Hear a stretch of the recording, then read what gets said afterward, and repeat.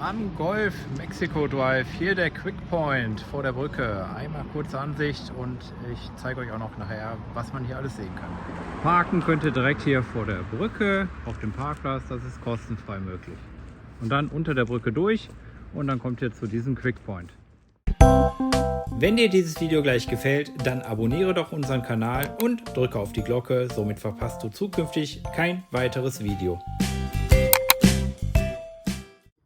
Also wir sind hier direkt vor Sarasota in diesem Quick Point und wenn man hier gerade diesen Ocean Drive lang fährt, dann lohnt sich auf jeden Fall ein Stop und mit ein bisschen Glück könnt ihr auch Manatees hier sehen.